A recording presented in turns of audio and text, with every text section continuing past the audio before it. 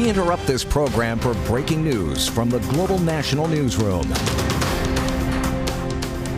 Hello and thanks for joining us, whether you're watching on TV or online. I'm Donna Friesen. We appreciate you being with us. We're waiting for the latest briefing from the Prime Minister, Justin Trudeau. He's expected to walk out of his home at Rideau Cottage in Ottawa, where he is self-isolating, to speak with reporters who gather at a distance or join by phone. He's been doing this for a number of days now. His wife, Sophie Gregoire Trudeau, who tested positive, is staying separate from the rest of the family in the house and is said to be doing well. Not sure how much longer the Prime Minister's self-isolation will continue. I think he's coming to the end of that. As we wait, let's give you the big picture on where we're at with this virus in Canada. There are now more than 3,400 confirmed cases across the country. At least 35 people have died. Yesterday, Ontario had its biggest daily jump yet, 100 new cases. That brings the total number to 688 in that province. And we'll get new numbers soon, expecting that they will go up. Self-isolation, it's hoped, and social distancing will begin to have an effect on these numbers, but that's not going to become clear for the next 2 weeks, probably. We know there are still not enough test kits in this country. We know that that is being ramped up. We know, too, that there's not enough laboratory capacity in some places to actually deliver the results. It varies across the country. I know of people who have waited a week or more to get their test results back. That's something the government is well aware of. And as we wait for the Prime Minister, we're going to talk about a lot of these topics. I have a few correspondents with me. David Akin is in Ottawa. David, let's start with the tougher rules that we heard about yesterday for returning Canadians, all these people who are coming back to the country being repatriated because they found themselves trapped overseas. The government's worked hard to get a lot of planes out there. The air crews who are on those planes are taking, pretty significant risks to themselves to fly to these countries, especially Spain, and load up plane loads of people and bring them back to this country. We now know that it is mandatory under the Quarantine Act that these people self-isolate when they get back into Canada. But I think there's real confusion about enforcement and the penalties if they don't listen. Right. So these new tough rules came into effect overnight last night, and we're hearing increasingly strong language, not only from the Prime Minister, but also from Health Minister Patty Hajdu. So here are those rules. If you come from anywhere, by land or air, into Canada, you are to self-isolate for 14 days. Period. You do not, when you come into the country, go to the grocery store or the pharmacy to stock up on supplies. You go straight home and you self-isolate for 14 days. You're near a border in Vancouver. We're near some borders here in Ottawa. We've heard instances where snowbirds are coming home in their RVs. They cross into Canada and they know they have to go home. They've been told, but you see them veering into a grocery store or a Walmart and picking up supplies, and away they go. There will be, we're told, border officials, local police are alert to this. And if they do see somebody crossing a land border in an RV and taking a detour into the liquor store, there's quite a possibility you're going to get a fine. That is the first level of enforcement. You'll get a fine and be told to go straight home. The new law provides for fines, Donna, of up to $750,000 or 6 months in jail. Nobody's going to get that right off the bat, but there are fines. So I mentioned local police officers know about this. That's the first thing. Border officers as well can enforce. If you're arriving at an airport, an international airport, you've also got to go straight home, no side detours, and you have to go home in your own car. You can't go home on a bus, a SkyTrain, a subway, an LRT. You've got to go home in a private vehicle. And if you have no ability to go home in a private vehicle, you're to tell someone at the airport, and a public health official will see that you get home. Again, straight home, no detours, and you got to stay there for 14 days. So we'll see how that works. I know I was talking to some of our reporters across the system at airports today, and airports are pretty lonely places these days. But again, there is some messaging there. Border officers have clear instructions to make sure everybody knows, and they quite possibly could be doing some enforcement if they see you leave the border and exit into a pharmacy or something like that. Well, the messaging is certainly ramped up, David, and I understand that. I guess what I'm confused about is enforcement. So, of course, we hope and we believe that most Canadians will listen to this. And why wouldn't they? They're protecting not only themselves, but of course the rest of us, and especially the vulnerable population. They've been told, by the way, also if they're going to, when they self-isolate, that they do it in a place that does not have any vulnerable people nearby, any people who are elderly or have pre-existing health conditions. We're also now getting a clarification from a government source that symptomatic travelers, so if they get on that plane and they're here and they land and they've got symptoms, they're not to, but we're also told that if they do, they will have to isolate in the city of their arrival, which of course we know there are only 4 cities where international flights are now coming in from beyond, other than Mexico, the United States and the Caribbean. Beyond that, when they come in, they only go to 4 big airports. And asymptomatic travelers will be able to continue on to their final destination, but those with symptoms will have to isolate in the city in which they land. Not clear to me how you do that. Where you go to a hotel? Right. Anyway, I think there's some lack of clarity in this. Well, let me tell you, because the Health Minister Rideau got quizzed on this quite extensively at her briefing yesterday, and you just mentioned it. Yes, you're going to end up in a hotel. For instance, the famous Chateau Laurier right behind me here in Ottawa, it's closed right now, and Ottawa Airport is not receiving international travelers, but if it were, well, presumably the government says we're taking over some beds. That is exactly, and what will happen is the federal government, local health officials will have arrangements to put you in a hotel room for 14 days. And so, I guess the thing is, if you think you're at all symptomatic, we've heard anecdotes of people hiding some symptoms in order to get on the plane, because airlines have been told don't let anybody on the plane with a cough or a fever. But if you hide that and get on, and we discover at the end of the journey that you have a symptom, you'll be in a hotel room for 14 days. So do you want to maybe stay where you are? Would that be better until you get rid of these symptoms? So all these details, but you're quite right, Donna. It's a new world, and enforcement is an issue. It'll be the people who normally enforce federal laws, whether it's a drug law or a quarantine law, and that is local municipal police, provincial police, border services officers. They'll be the enforcers on this. I guess the question is, do they have the additional capacity to do so? How thorough will that enforcement be? And on that front, as I say, we have been told it will really sort of be spot check sort of enforcement, occasional enforcement, where they might follow up with a traveler to make sure that traveler has indeed stayed home. And we know that there are concerns of people in the front lines not having enough personal protective equipment if they're put in these positions of having to confront people who have symptoms, and so it cascades down through the system. David Akin, thank you so much. Let's go to Mercedes Stephenson as we wait for the Prime Minister to give us his daily briefing. Mercedes is self-isolating at home. Mercedes, you've learned something about the American administration, the White House, apparently looking at putting troops near the Canadian border.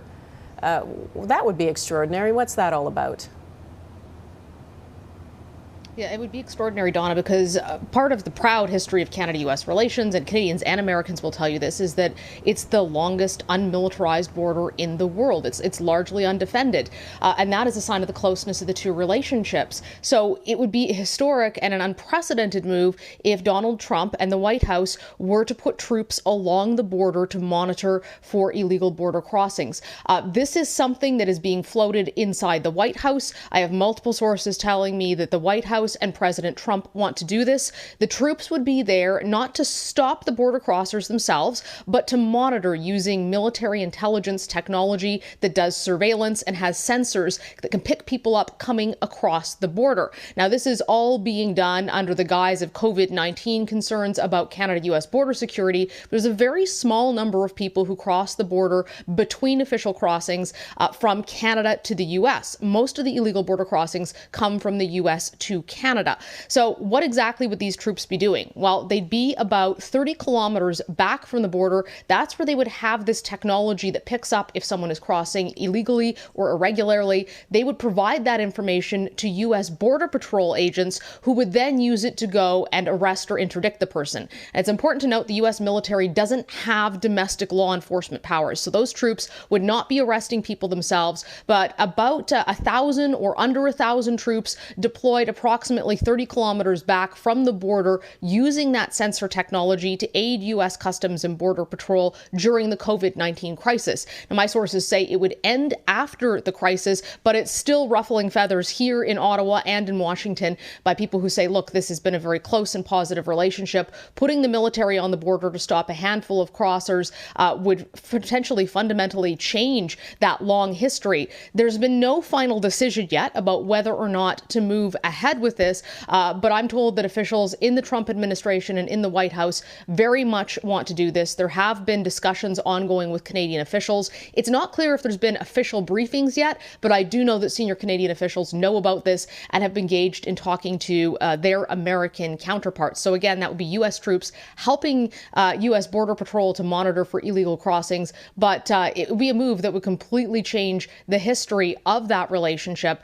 And one more caveat to put in there, Donna, they wouldn't be at official border crossings. So if someone was coming across, at the Peace Arch or on the Ambassador Bridge, they would be between those official border crossings to monitor for people who are trying to squeak through.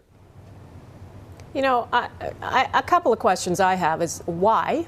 I mean, just the big why, because it doesn't seem like a good use of resources. And is it just a show for the president to say we're doing this at the border when really the threat, let's face it, is limited? Well, there's more of a threat right now of Americans coming from, example, New York State up to Canada and transmitting the virus here because New York is such a hotspot for this virus. There's more of a danger of that than, some Canadians crossing over into the U.S. Yeah, those are great points, Donna, and those are questions that I'm hearing from the sources that I've been speaking to.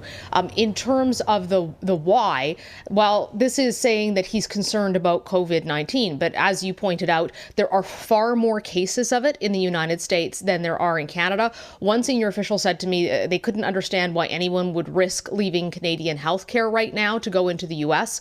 It is seen by a lot of senior officials as the Trump administration trying to distract from the criticism that they're getting over their COVID-19 response, and that this would be posturing, that this would be a way to try to change the conversation, and that's why they're looking at that, versus that there are serious legitimate fears that a large number of people are coming across the border from Canada carrying COVID-19.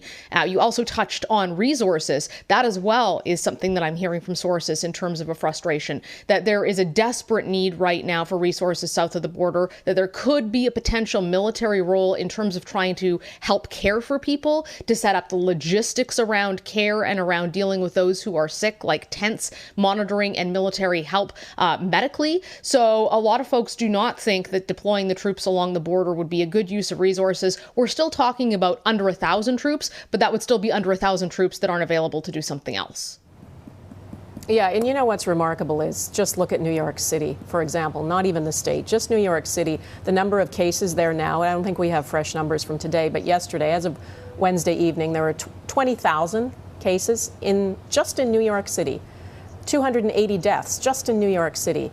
And in one hospital in Queens, which is now becoming like a center for treating COVID-19 patients, 13 people died in 24 hours, including some people who were younger than the demographic that we're all been told is mostly at risk. So I think the U.S. has much bigger things to worry about than the threat from Canada. Yeah, and I didn't find a single source who thought that there was a serious or legitimate threat from Canada. Hey, Mercedes, we got a 2-minute warning. The Prime Minister is going to appear any second. But I wanted to ask you about something else. This report that's out there in the Globe and Mail that Ottawa sent 16 tons of personal protection equipment to China in February to help out China. What can you tell us about that? And is the reverse going to happen? Is China, which now has seemed to have gotten control of the virus, sending us equipment because we badly need it now?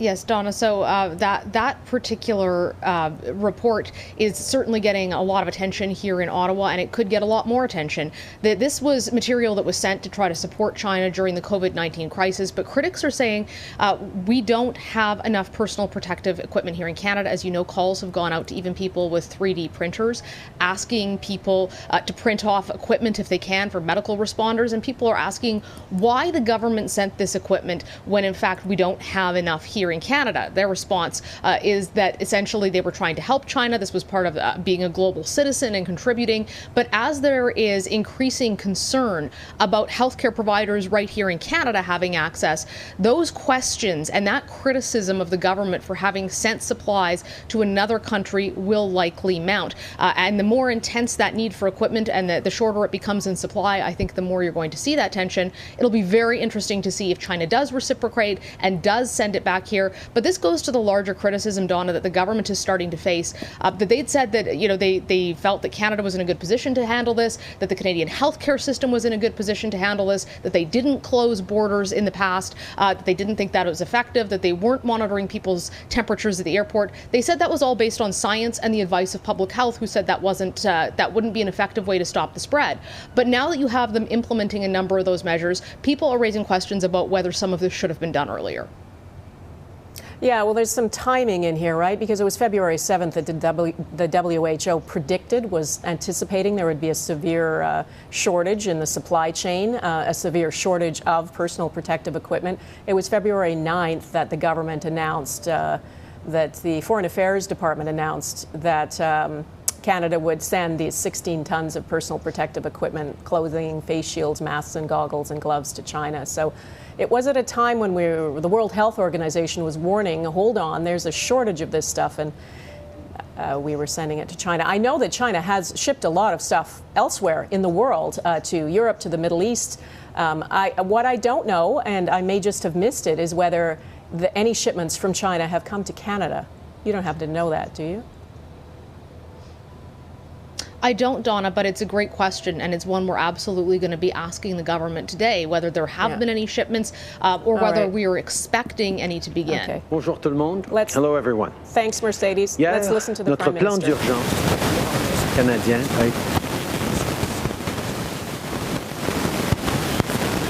qui vont aider encore plus de gens. On parle maintenant de 107 milliards de dollars pour les travailleurs, les familles et les entreprises qui traversent des moments difficiles à cause de la COVID-19. On introduit maintenant une seule prestation, la prestation canadienne. The Canadian Emergency Benefit to help workers who have lost their income because of the pandemic. Be you eligible for EI or not, this benefit is there to help you. People will receive $2,000 from the federal government every month for the next 4 months. We'll be launching an online portal as quickly as possible so that you can make your application as quickly as possible and get money in the next 10 days. Yesterday, our plan to help Canadians save jobs and support our economy was adopted by Parliament. With more generous measures to help even more Canadians, we're now talking about $107 billion to support people and businesses. We launched the new Canada Emergency Response Benefit, which will provide $2,000 a month for up to 4 months to people who are not getting paid as a result of COVID-19. This will replace the 2 benefits we announced last week to make it even simpler for you to get help. An application portal will launch as quickly as possible, and people should start receiving money within 14 days of applying. As part of this plan, we'll also be boosting the Canada Child Benefit for families in May. Parents already know how much the CCB helps with the cost of raising kids. By increasing the CCB, we'll put even more money in the pockets of families to help them navigate these uncertain times. We'll also be supplementing the GST credit, which is sent to low-income Canadians every few months. And for people who are still paying off their student loans, we're putting a 6-month interest-free moratorium on their Canada student loans. You can find more information on what else we're doing and how to access your benefits at canada.ca. I'm sorry to say there appears to be a text scam going around on the new emergency response benefit. I want to remind everyone that the government's website is the best place to find reliable information on everything we're doing. Vous pouvez consulter le site canada.ca. You can consult the canada.ca site to get more information on what our government is doing to deal with COVID-19, on the way you can get your benefits. Unfortunately, some people have received a text message, which appeared to come from the government about the new emergency benefit. It's a scam. I'd just like to remind you that the government's website is the best place to get reliable information on what we're doing. It's clear that the pandemic is putting a lot of pressure on our healthcare system, on EI, and on all of the government machinery. But you must know that we're doing everything we can to reduce delays. I know that bills are piling up for people and pressure is building. Many families are worried, and they're right to be worried. But we're working as quickly as possible to put money in your pockets as quickly as possible. We also know that people abroad are finding it tough to find flights to get home to Canada, and we're continuing to work with airlines to bring them home. Yesterday, Air Transat announced 12 other flights, 2 other flights from El Salvador and Guatemala going to Montreal. At the same time, our government is in ongoing communication with our international partners who are also facing the crisis themselves.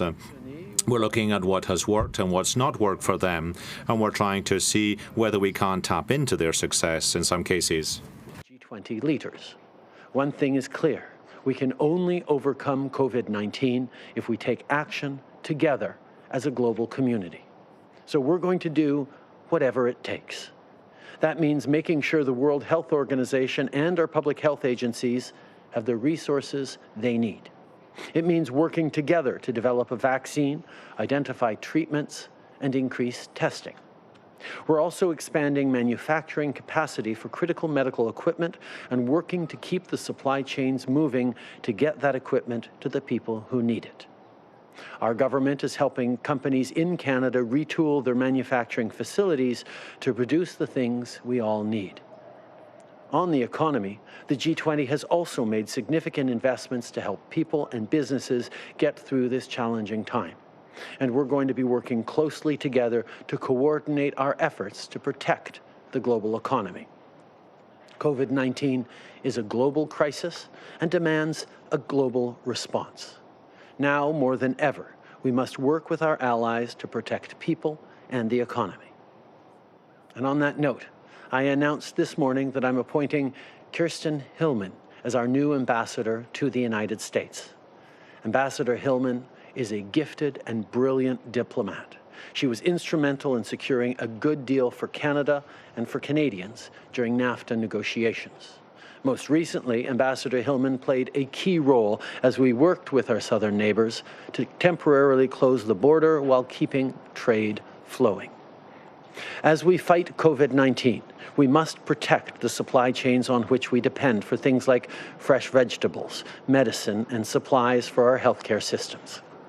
Our ports, railways, and trucks are vital to bringing in the things we need, and I want to thank all the workers who are keeping our country moving. Every day, our government looks at what we need to do better to help you and keep you safe from this evolving crisis. So in response to the fact that too many travelers are still not self-isolating upon returning to Canada, we're taking greater action. I've been very clear on this. The premiers, Dr. Tam, and public health officials have all been very clear on this. If you've just returned from abroad, you have to go home and stay home for 14 days. But some people have not been taking this seriously. They're stopping by the grocery store on their way home from the airport. They're getting together with friends after being away for March break. This kind of conduct is not just disappointing, it's dangerous. So now, a 14-day quarantine will be mandatory for all Canadians returning home from abroad. We are implementing the Quarantine Act to keep all Canadians safe. If you do not comply with these instructions, you could face serious fines and even prison time. C'est absolument essentiel que tous les voyageurs se placent en quarantaine. It's absolutely essential that all travellers returning to Canada go into quarantine for 14 days when they come back to Canada. We've been repeating this message for weeks, but some people don't seem to be taking our recommendations seriously. It's not only disappointing, it's also dangerous. Therefore, we'll be making self-isolation obligatory, compulsory through the Quarantine Act. If you refuse to follow these measures, you could be liable to a huge fine or even jail time in some circumstances. We all have a role to play to break the spread of the disease. What we're asking you to do is not complicated. Just stay at home. Wash your hands. Keep your distance. Call your friends rather than going to see them. And above all, if you're coming back from a trip, you cannot in any circumstances leave the house for 14 days. We're all looking forward to life getting back to normal, but if we're to achieve that, everyone has to do their bit. Thank you.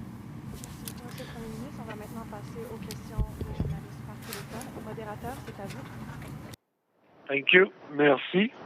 La première question nous vient de Michel Lamarche. First question from Michel Lamarche, TVA News. You have the floor. Hello, Mr. Trudeau. I'd like to hear you tell us a bit more about the safety equipment, the protective equipment that was sent to China in February. Could you explain today why you decided to do that, because it appears now that there's a great shortage in many provinces today. This is a global pandemic, and it requires a global response. Canada fully understands that helping others is a way of helping ourselves, but I'd like to reassure Canadians today, we've always been able to meet the needs of provinces in terms of protective equipment in the provinces, and in the coming days we'll be receiving millions of extra items, extra equipment, extra medical supplies as well, so that we can meet all needs across the country. We're also seeing that Canadian companies are manufacturing solutions and equipment. We will have the necessary equipment to keep people safe while still stepping up to the plate across the world as well. This is a global crisis. Very beginning, that this is a global crisis that requires global cooperation and response if we are to keep all of us safe and if we are to keep Canadians safe. At the same time, I can assure everyone that the federal stockpiles have been sufficient to meet the needs of the provinces until this point, and in the coming days we will be receiving millions more items that are necessary right across the country, at the same time as our businesses, companies and manufacturers are tooling up production to make sure that we have enough, not just for Canadians, but for friends and allies around the world who need it.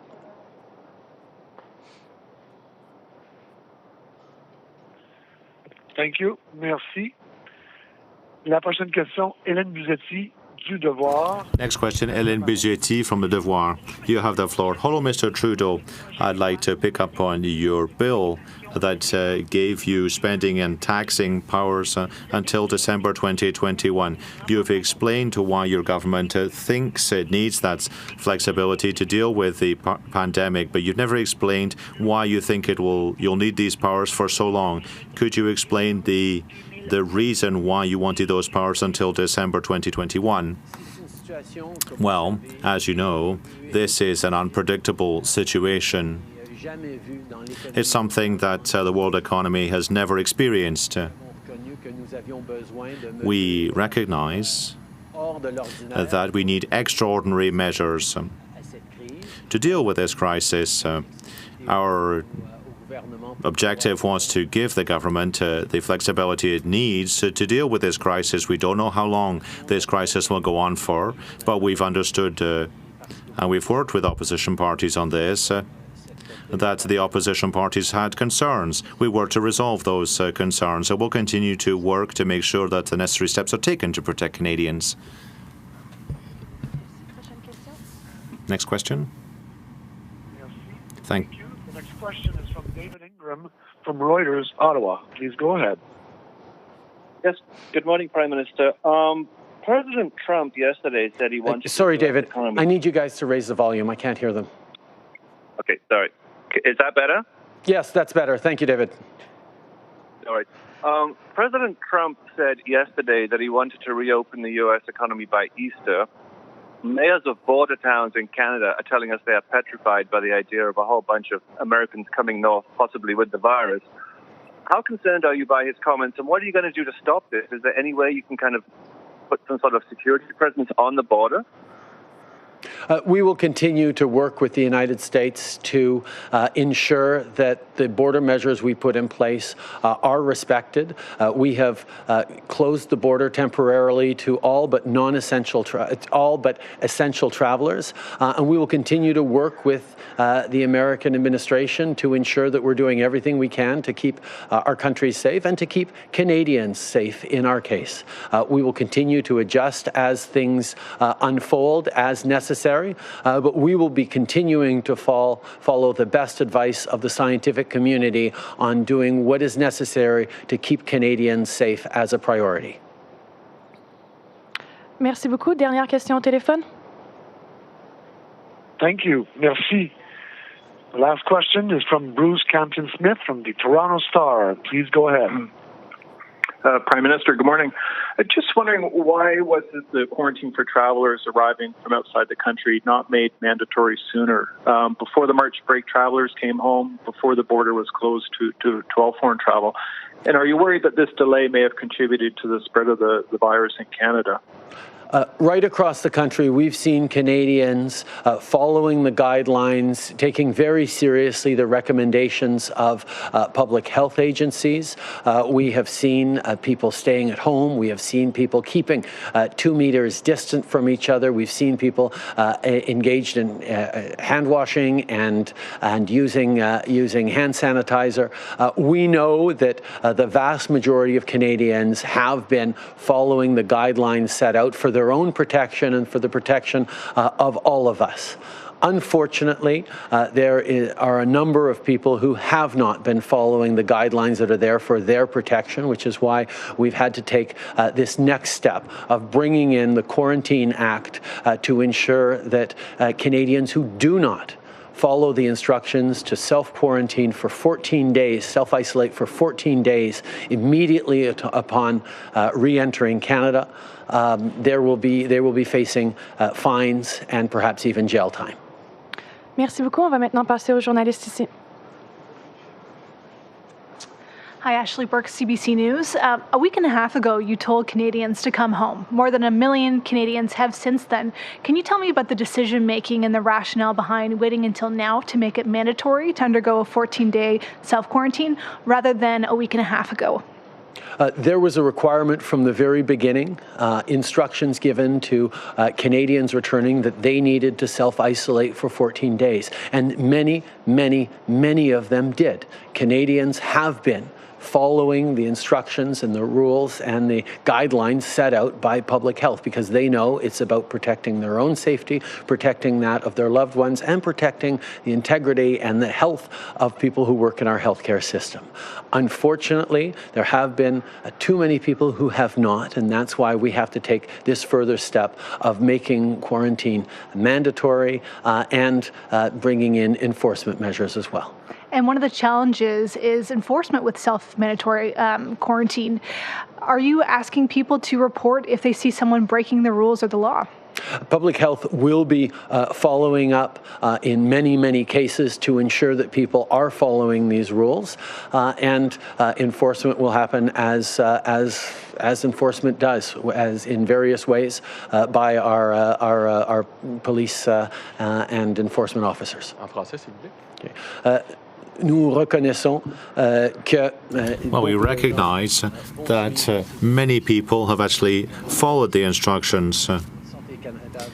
Health Canada will be following up with many people to ensure and to make sure that they are following the rules. They are self-isolating, and if people refuse to do that, well, we've seen several cases in the news where people have been arrested for not having followed the rules. That'll happen now.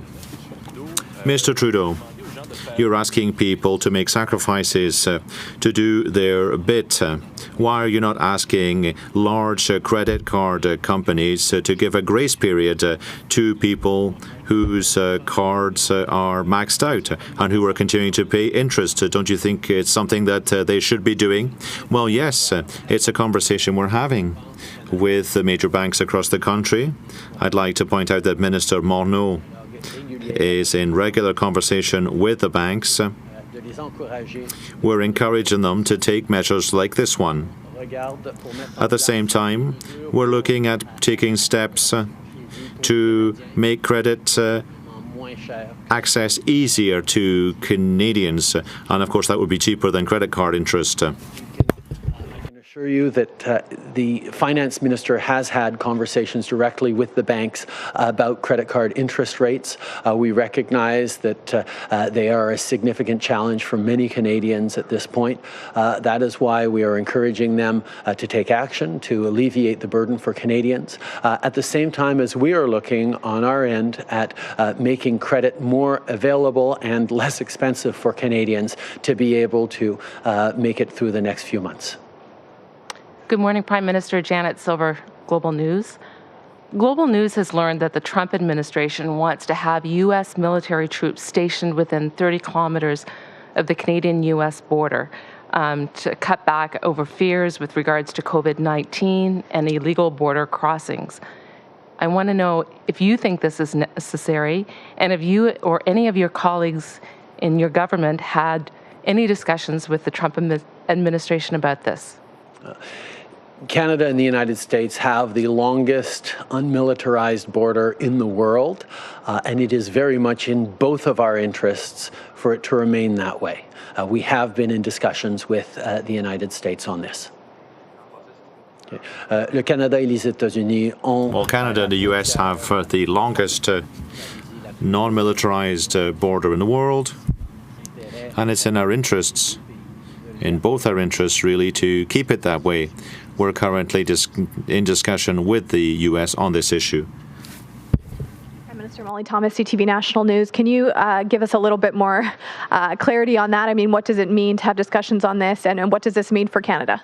We have highlighted that the fact that the Canada-U.S. border is the longest unmilitarized border in the world is something that has benefited our two countries and our both economies tremendously, and we feel that it needs to remain that way. I want to ask about, there's more than 30,000 cases alone in New York. That's a state that borders parts of Ontario and Quebec. Would we ever ban essential goods or people coming in specifically from that hotspot? I think we will always take measures that are necessary to protect Canadians, as we've demonstrated. At the same time, we understand that part of protecting Canadians is ensuring a good supply of food, of medical supplies, of necessary equipment across our border. We will continue to look for ways to make sure we're keeping Canadians safe while providing us with the things we need.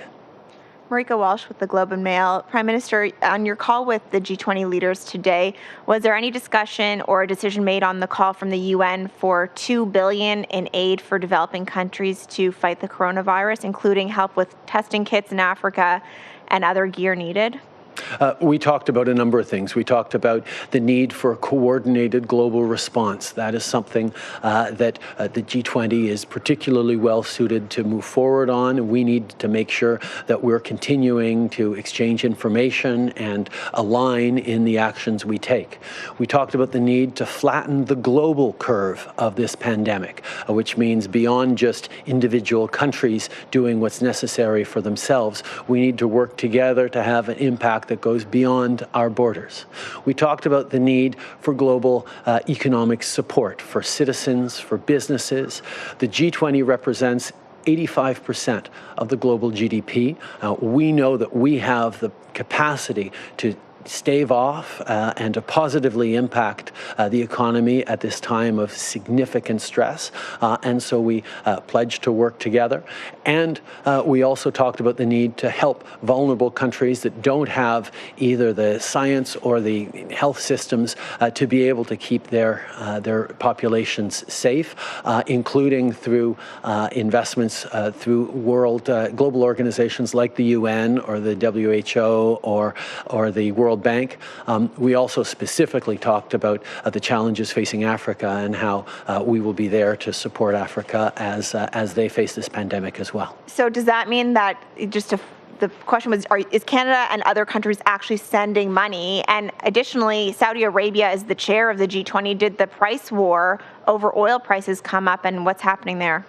We, as I spoke about yesterday, we will be participating in international efforts to fight this virus. We know that support for vulnerable countries who are struggling with the ability to combat this virus is not just about being altruistic, it's about protecting Canadians as well. This virus will possibly face resurgences even once we've handled it in Canada and in many countries. Our ability to minimize those resurgences will be linked to our ability to help and work with countries in more dire situations. Well, we recognize that helping in the international effort to deal with COVID-19, it's not just an issue of altruism, it's also something that's good for Canadians. We know that by preventing a resurgence of the virus, once we've got it under control in Canada, it could be stopped by concrete action in vulnerable countries. This is why we're taking part in the UN effort to help countries in distress.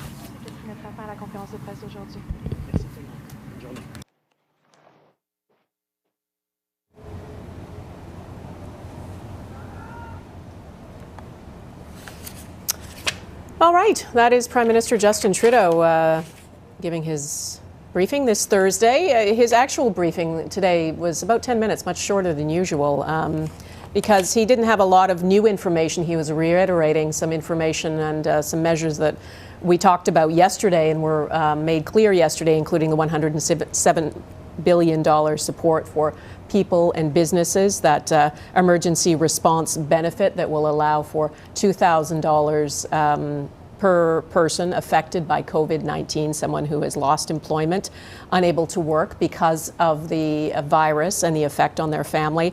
There'll be $2,000 a month for 4 months. Something, maybe I can talk to David Aiken about this. David, did he change the time frame a little bit for when people might be expecting this money? Yesterday, I think he said people should hopefully get it within 10 days of the system being operational and being able to apply. Today, he said they should be able to get the money within 14 days of applying.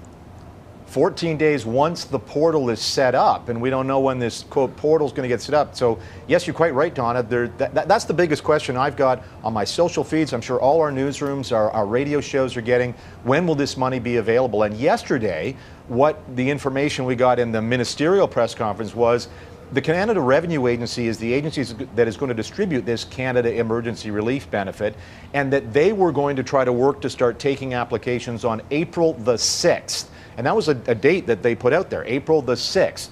And they expect, get this, 3 million Canadians to put their hands up and say, I'd like that, on April the 6th. So this is going to be a huge intake problem. But the CRA saying, we're set up, we think we can handle it, they're putting systems in place. But they said April the 6th. Today, the Prime Minister is saying the portal is being set up. He didn't give a day. And then he said, once your claim is in and you're okay, it will be 14 days after that you'd get the money. What we heard yesterday was portal goes live on April 6th. It'll be an online portal. You'll fill in some forms. There'll also be a telephone phone-in version. And the CRA says if you have an account with the CRA, and most Canadians do, that's how you get your refunds or pay your taxes. If you're set up for direct deposit with the CRA, then within a couple of days they should have cleared your application and send you the money. So obviously that is something, Donna, that all reporters, including us, will be trying to clarify. When is this portal going to be set up, and is it really 14 days after that portal. Because let's say it does happen on April the 6th, which would be great. If, as the Prime Minister says, 14 days beyond that before people get their money, that's April the 20th. Is that right? Have I got that right? Yes. Sort of, and landlords want their rent on April the 1st, you know? They sure do, and bills come in and need to be paid, you know, and if you don't pay them, of course, you get penalties and all of that stuff. He was also asked about credit card companies and whether there has been an effort to discuss with the banks about making some provisions for people who have high debt. And, you know, we all know what credit card interest rates are. They're exorbitant, incredibly high. So whether there would be any relief or perhaps, you know, lowering those interest rates, he didn't give a real clear answer about that. No, and I guess on a lot of issues, whenever we've asked him about this or that, and same thing with credit card rates, he says it's something we're talking about. So in this case, the idea that maybe the banks should at least lower their credit card rates, maybe at least lower them on any purchases made from, say, I don't know, March 1st or when this crisis sort of started to hit. He said that his finance minister, Bill Morneau, is in talks with the banks. And that, I assume, is one of the things that the finance minister is talking to banks about. We've heard from people who say, you know, the banks are making some flexibilities on mortgage payments for people over the next 6 months. But are those really that flexible? Because people saying, well, if they're forgiving principal payments, most of my payment, if you're early in your mortgage, is interest. You pay your mortgage up front normally. You pay your interest up front normally when you do a mortgage. So I assume Minister Morneau has many things to talk to the banks about, credit card rates among them. Yeah, he sure does. And we know that so many people are looking for relief. I think that household debt in Canada is among the highest in the developed world. I mean, we know so many people out there are carrying so much debt, not just on credit cards, but on their mortgages. And David, thank you so much. We're going to come back to you. I want to go out to Victoria, to Richard Zussman, who's been standing by since we started this special, waiting for the Prime Minister. And Richard, you know, we know in British Columbia, first of all, let's talk about that issue of household debt and getting some help for people who need to pay the bills. It's a huge concern in cities like Toronto and Vancouver, where the cost of living is so expensive to begin with. Now, if people don't have jobs, they're facing the prospect of not being able to pay their rent, their mortgage, their bills. And that's frightening for a lot of people, isn't it? It sure is, Donna. Yesterday, Premier John Horgan announcing up to $500 per rental household for people who are having a hard time paying rent. But it will not come into effect until after April 1st. So as David mentioned, there's going to be a lot of pressure on the system when those rent checks are due at the beginning of the month. And the Premier was also asked about, you know, in places, as you mentioned, like Metro Vancouver, where rent is sky high in many cases, how far does $500 actually go? The Premier said it can be coupled with another provincial benefit as well as the federal benefits. But ultimately, a lot of advocates here, Donna, have said there needs to be more done, or the entire system will break down, because people who are not working because of COVID-19 will not be able to pay those bills. British Columbia becoming a leader in terms of providing specific money for rent, but still falling short in some people's mind. The other things they've done are banning evictions except in the most extraordinary circumstances, and also banning rent increases, which is also something we often see in Metro Vancouver, and they've put a moratorium on that. We know other provinces are taking other measures, too, to try to help people in similar situations. Richard, I want to ask you specifically about healthcare workers in BC. They're on the front lines, of course, as they are across the world trying to deal with this virus. A lot of them in BC are already getting sick. I think the numbers are now more than 55 healthcare workers have been tested positive for COVID-19. And 14 people, not healthcare workers, but 14 people have now died in BC from the coronavirus. Is there, can you give any kind of insight, first of all, into those numbers? Who is getting sick? Is it largely the people who are working in care homes? It is, and there's a connection between those two numbers you just gave, Donna.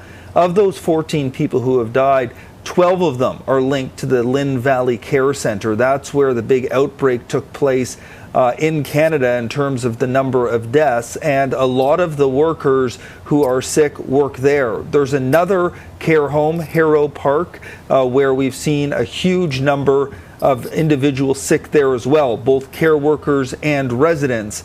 And you mentioned that 55 number, that came from Chief Medical Health Officer Dr. Bonnie Henry yesterday. And she has received a lot of correspondence from frontline health workers in this province pleading with both her and British Columbians to do more, to stay home, to follow the measures. In some cases, they have asked the province to restrict all non-essential services working in the province in order to protect them. The other thing that's come up from Dr. Henry is that personal protective equipment. We heard the Prime Minister asked about that. Dr. Henry said yesterday that they have seen a much higher than expected burn rate on that equipment. So they are going through it a much more quickly than they expected, and they need more equipment now. The Prime Minister mentioned millions of pieces of equipment are on the way, but frontline workers desperately need that equipment to ensure they can remain safe on the job. And the last point to your question, Donna, Dr. Henry broke down a little bit the demographics of the people getting sick here in British Columbia.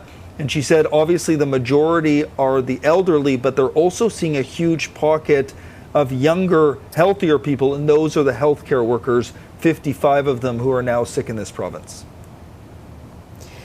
Yeah, that is so difficult to deal with on many levels. First of all, for those people, those healthcare workers and their families, and dealing with their health issues, but also in those care homes. Anyone who's had a parent in a care home, both my parents were, I know how hard those people work. You don't get paid enough, in my view, and don't get the I think the credit for the hard work that they do. Deeply personal hard work that, keeps people. It gives them dignity and gives them respect and everything from, all their daily personal needs to hand feeding them in some cases. I mean, it's such important work, and if they don't get the support they need, especially when it comes to personal protective equipment in those facilities, it's hard to imagine how they can continue to work. Yeah, absolutely. And we've seen additional measures for those care home workers. The province putting in an order this week to ensure that a care home worker only works in one care home. And that's going to be applied to all healthcare workers in the BC system. One of the concerns was that workers, because of, as you mentioned, in some cases they don't get paid very well, we're working in multiple different facilities. That is no longer going to be able to happen. And you also mentioned, the importance of that face-to-face contact. And Dr. Henry has spoken to that, to British Columbians, saying, I understand how hard it is that you're not going to be able to visit your loved ones right now in care homes because of all the restrictions in place, and how taxing that can be on individuals. We see now more than 7 care homes in British Columbia where there are cases. There are lots of fears here that there will be more. The reason why is because people are living close together, the population is older, and the virus can often spread quite quickly through homes like that. So you mentioned a lot of those concerns, and they are concerns that Dr. Henry is trying to echo to British Columbians, but also to those frontline health workers, cheering them on every night at 7 o'clock here in British Columbia. In so many communities now, people are going outside their homes, Donna, and banging on pots and pans and making noise, because that's when the shift changes take place, to try to encourage our healthcare workers and show that British Columbians are behind them. Yeah, it's so important. I think we have a little bit of, do we have a little bit of that audio?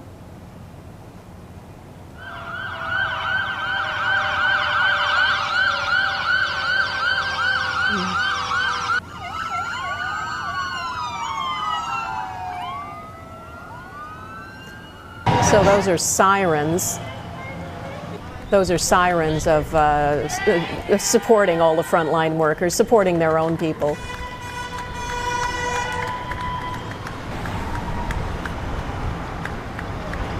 Yeah, and we know across the West End every night at 7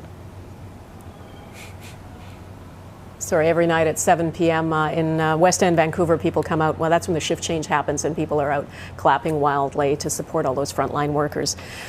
I don't know where we'd be without them. So let's go to Mercedes Stevenson. I think we've got your Mercedes. I wanted to ask you something about what the Prime Minister said about personal protective equipment. He said that millions of pieces of extra equipment will be in Canada in the coming days, but no clarity on where that's coming from. There's a shortage around the world, so I guess we'll need to be asking some questions of other ministers about what that actually means, where that's coming from, who's providing it. Yeah, absolutely, Donna. Something we'll be putting to ministers. They've got a press conference in just a few minutes, the daily press conference. We'll certainly be asking them, where's this coming from? Is it coming from other countries? Is it coming from manufacturers here in Canada who have redirected their capabilities to produce this kind of equipment? Is this coming from the 3D printers and the scientific facilities who they have engaged? He said so far, the Prime Minister stated that there has been enough. There's a federal strategic reserve of this kind of equipment. It has been enough for the province's needs, he said. But yeah, they are expecting a very large influx, it sounds like, and it's expected to be one that will certainly be needed, Donna, because if we've seen anything from other countries, it's the incredible amount of equipment people have to go to. Because this is an infectious virus, you can't keep the same gloves on or the same masks. They have to be changed constantly, and they have to go to a large number of people too, including first responders who are out on these calls, police, firefighters, paramedics. They need to be protected as well.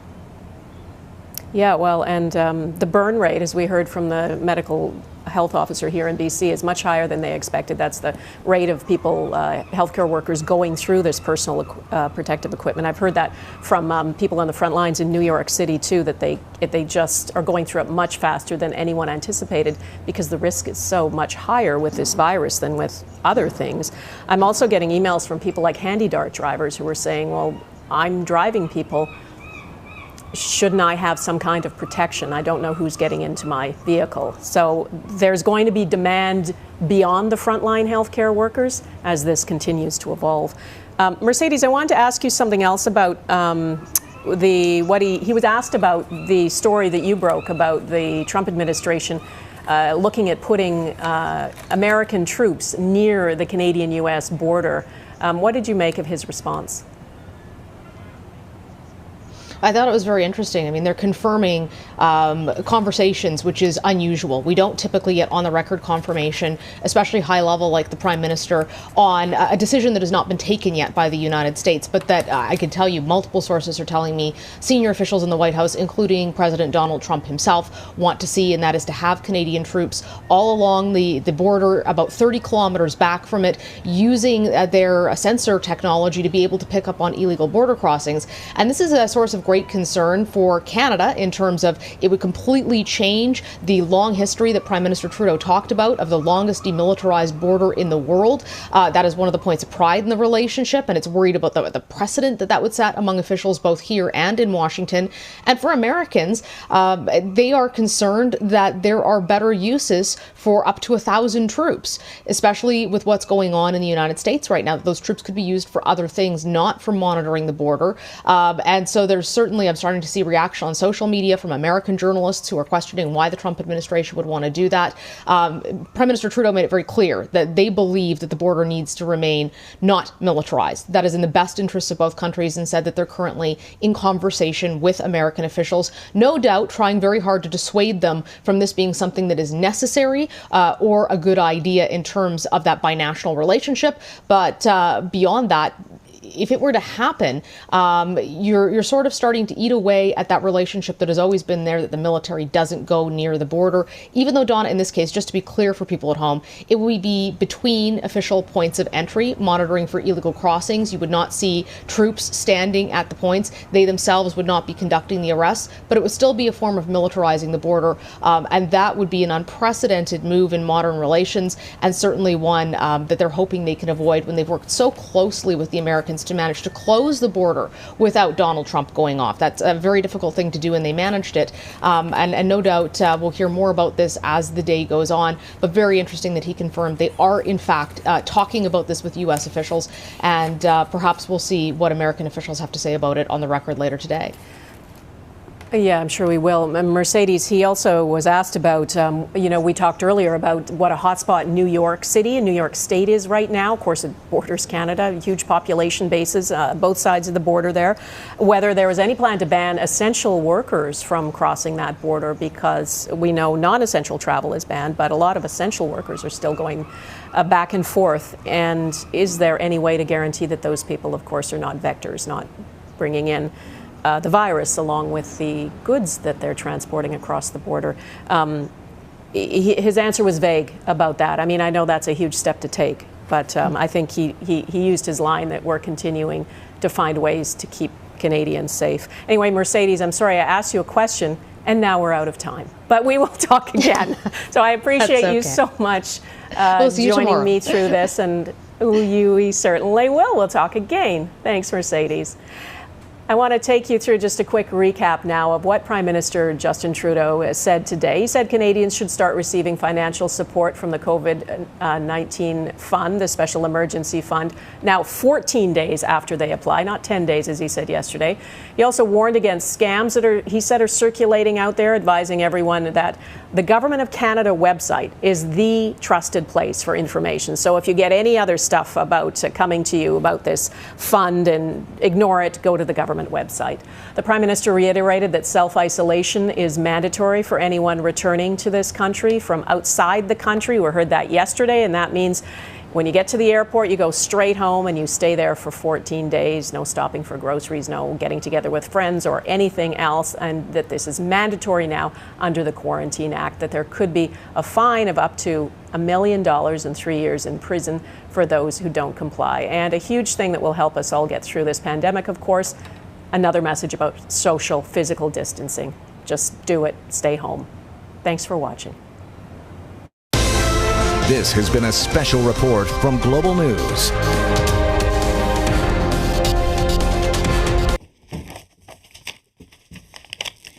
Bonjour tout le monde. Et en commençant, je voudrais m'excuser pour être en retard.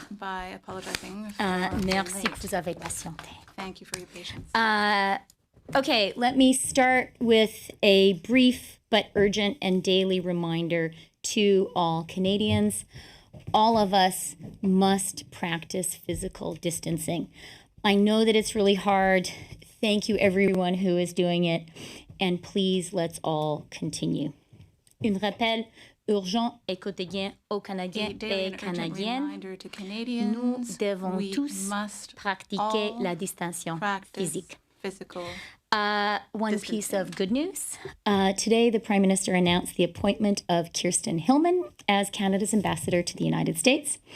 I have worked together with Kirsten since 2015, and I know that as we battle COVID-19 and have so much work to do with the U.S. on so many different issues, Kirsten is exactly the right woman to represent Canada in Washington. Congratulations, Kirsten.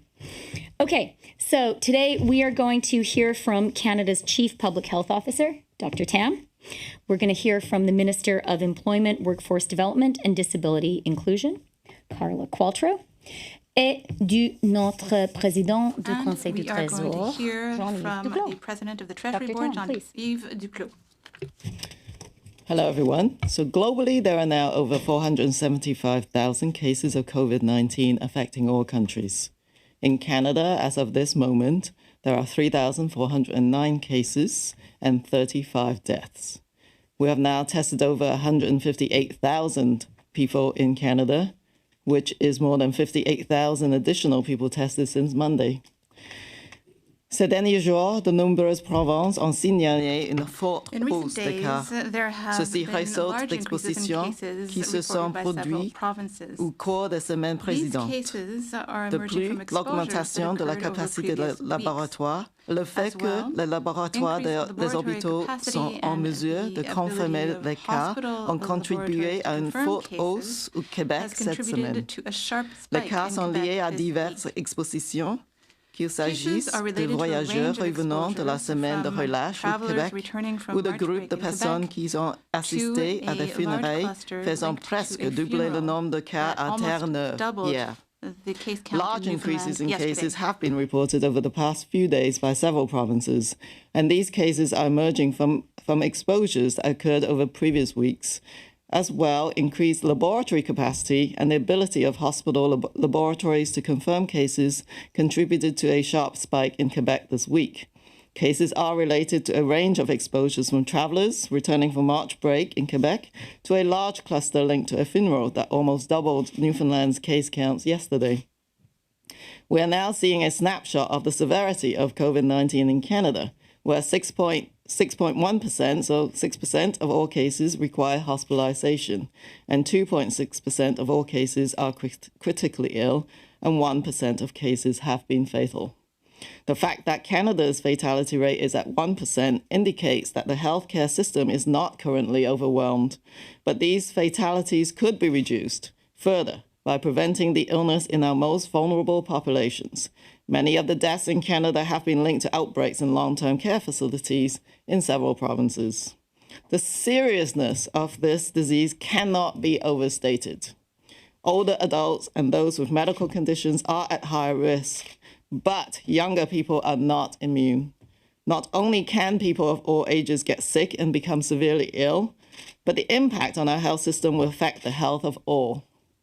People of all ages must heed the repeated advice of public health. Anyone unconvinced about the seriousness of COVID-19 and the absolute need for physical distancing should look to countries like Italy and the severe impacts of a health system overwhelmed. So by keeping a distance of 2 meters from someone else, you are protecting yourself and others. Thank you. Well, thank you very much, Dr. Tam. Okay, now we're going to hear from our Minister of Employment, Workforce Development and Disability Inclusion, Carla Qualtrough. Carla, please. Thank you. Hello, bonjour. Before I begin, I'd like to take the opportunity to thank the ASL and LSQ sign language interpreters who have been working hard to provide simultaneous translations during these very important press conferences so that all Canadians can stay informed. Thank you. Your work is very important and we appreciate it. Over the past few weeks, we've all been asked to work together to help to stop the spread of COVID-19. I know that at times this has come with a lot of uncertainty, anxiety, and concern, especially about being able to pay your bills. La législation adoptée hier est un premier pas pour aider à soulager une partie de ce stress avec la mise en place des mesures spéciales pour soutenir les Canadiens qui sont en difficulté à cause de la pandémie de COVID-19. That is why, to provide urgent help, we've introduced the Emergency Response Benefit. From the very beginning, we wanted to help all workers, whether or not they were eligible for EI. We took the immediate action within the EI system by waiving the 1-week period for EI sickness benefits. We then took action outside the EI system by announcing last week sickness and income support benefits for workers who are not eligible for EI. And then an unprecedented wave of EI applications came rolling in. And then it became clear that there was uncertainty and confusion around which benefit to apply for. À ce moment, il est devenu évident que nous devions simplifier les volets de prestations existants en une seule prestation d'urgence temporaire qui vise tout le monde. The reality is that our EI system was not designed to address a global pandemic situation. It doesn't help all workers, and it doesn't contemplate the myriad of situations that workers are facing during this public health crisis with its significant economic impacts. It's clear that we need an immediate emergency benefit outside of existing government program parameters to respond to this emergency situation. That's what the Canada Emergency Response Benefit is. Retroactive to March 15th, Canadian workers will have access to the CERB to a maximum of 16 weeks if their income loss is related to COVID-19. It's a streamlined benefit with a straightforward eligibility criteria. The portal for accessing the Canada Emergency Response Benefit will be available in early April, and until then, EI-eligible Canadians who have lost their jobs can continue to apply for EI online and will be automatically enrolled in the CERB. This automatic enrollment also includes all Canadians who have already applied for EI or EI sickness benefits since March 15th. We're truly doing everything in our power to help Canadians and protect them against this virus and its economic impacts. We'll continue to work together to find ways to support Canadian workers and their families. Merci. Thank you. Okay, thank you very much, Carla. Et maintenant, je donne la parole au président du Conseil du Trésor et le vice-président du comité de cabinet sur le COVID-19. Cabinet Committee on COVID-19. Jean-Yves? Merci, Chrystia. Le message principal aujourd'hui, c'est information et soutien. Et c'est informer des directives claires que nous devons tous suivre en termes de distanciation physique et sociale, mais aussi des directives très claires qui ont été à nouveau rappelées hier lorsque la loi sur la quarantaine a été invoquée pour s'assurer que tous et toutes qui reviennent au Canada se confinent durant au moins 15 jours dans des conditions correctes, sinon la loi va s'appliquer. Et la deuxième, c'est l'annonce hier de cette prestation canadienne d'urgence qui va aider les Canadiens à faire les bons choix. Et les bons choix pour éviter d'avoir à choisir entre protéger sa santé et s'assurer d'avoir du pain sur la table. Alors, on a mis en place... On a annoncé hier la mise en place d'une prestation canadienne d'urgence qui est plus rapide, plus simple pour tout le monde, y compris pour le gouvernement, plus inclusive parce que cette prestation inclut tous les travailleurs et toutes les conditions de perte de revenus reliées à la COVID-19. Une prestation aussi plus généreuse de 2 000 $ imposables par mois pour les 4 prochains mois. Et ça, c'est parce que l'on veut éviter que les liens d'emploi entre les entreprises et les travailleurs se brisent. On veut éviter aussi que les gens doivent se retrouver à l'aide sociale et on veut faire en sorte que lorsque l'économie va reprendre, les entreprises puissent à nouveau payer leurs travailleurs rapidement en maintenant d'ici là le lien d'emploi. Merci, Jean-Yves. And of course, with us also is Patty Rideau, our Minister of Health, and our Deputy Chief Public Health Officer, Dr. Howard New. We're all ready to answer your questions, please. OK. Alors, comme convenu, on prend 3 questions au téléphone, 1 question, 1 follow-up, and then we'll get back to the room. Opérateur. Thank you. Merci. Please press star 1 at this time if you have a question. S'il vous plaît, appuyez sur étoile 1 maintenant pour poser une question. There will be a brief pause while the participants register. Il y aura un court délai vous permettant de vous enregistrer dans la file d'attente. Thank you for your patience. Merci de patienter.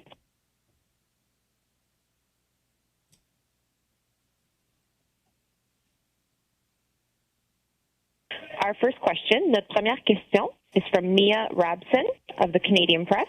Please go ahead. À vous la parole.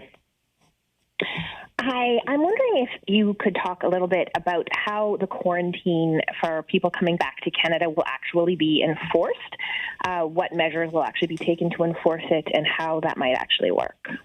Okay, Patty, and then maybe Dr. Tam.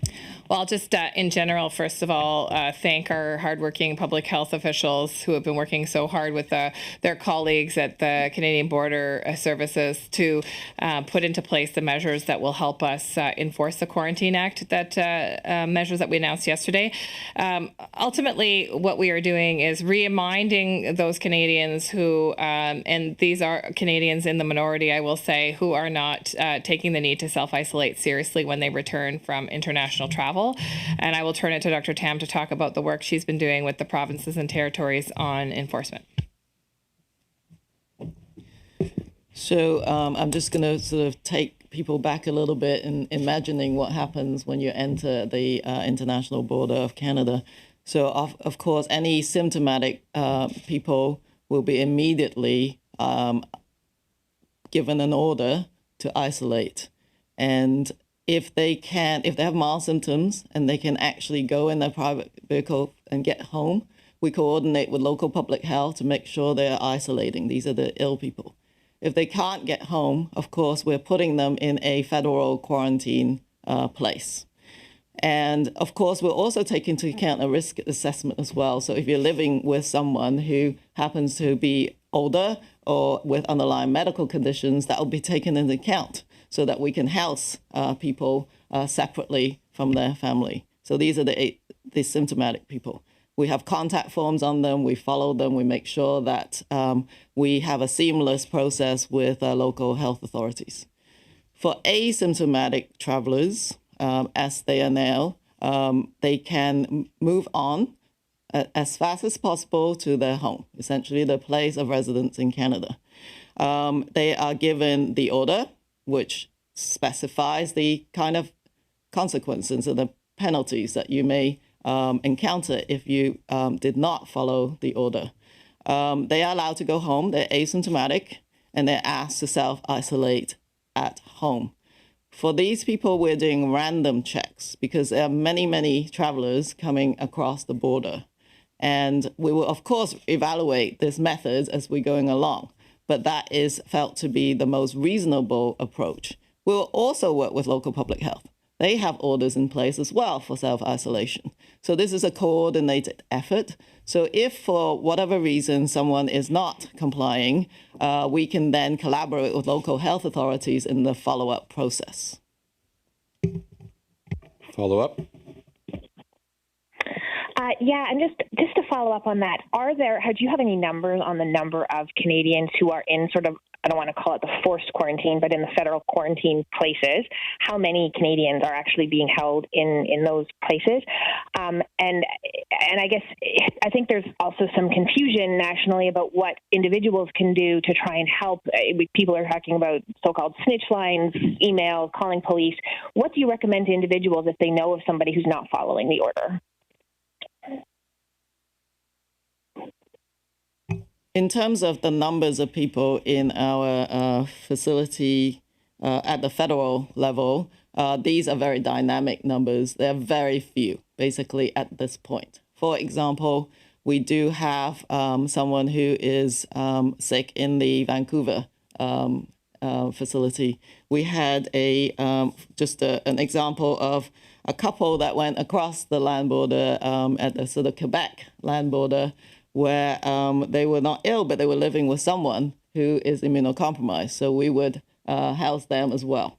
We had a truck driver, for example, who is sick. So then that person is then immediately put into isolation. So these are the people who obviously maintain our essential services, but if they're sick, we're also making sure that they do not impact the health of Canadians.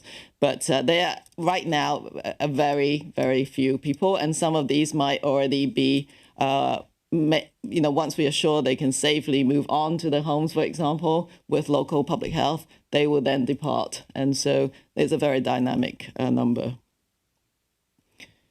And your second question. So I think overall, though, I have to say that Canadians are very collaborative. This Quarantine Act is to layer on an additional message about the seriousness of self-isolation for people who've come back from overseas. So that is the purpose. Of course, if there are potential violations, we're working with local public health. And some of the easiest contacts, of course, people can have is with local public health authorities. But we work very closely with them to investigate anyone who may be violating the order. With those random checks, of course, we will also, from our end, potentially check on people who might also not be following the order. But, as the ministers said, we are, of course, rapidly implementing all of this. We will adjust and change our strategy as needed, but it's really a collaborative response with local levels. Thank you, Dr. Tam. Opérateur, une question en français au téléphone. Operator, a French question on the telephone? Yes. La prochaine question est de Hélène Buzetti de Le Devoir. À vous la parole. Oui, bonjour. J'aimerais faire le suivi sur ces random checks-là.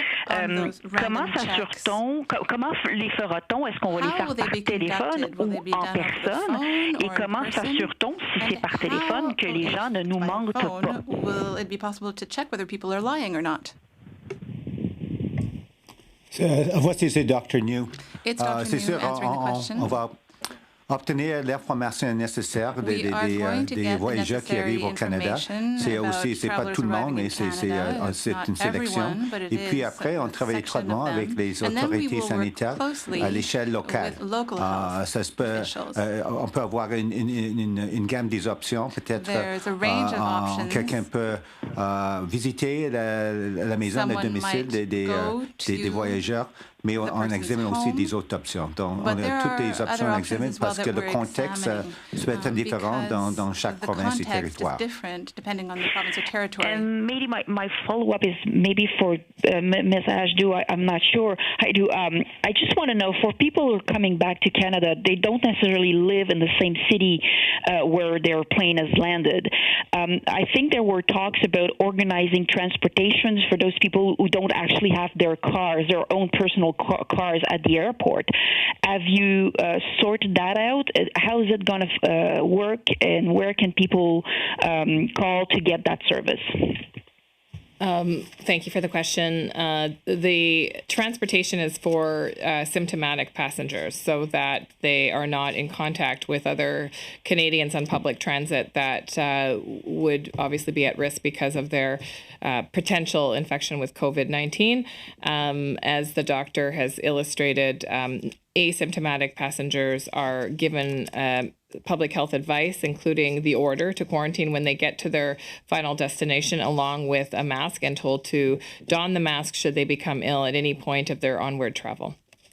But if they don't arrive in their own city, how do they do that? The same way that all other passengers are traveling, they would get on to their next flight or whatever form of transportation is taking them to their final destination. And this would only be allowed if they are asymptomatic. If they were symptomatic, they would be transported by our officials and placed into one of our quarantine facilities until such time that we could determine that they were safe to travel onwards. Just to add that the Public Health Agency has contracted medical transport.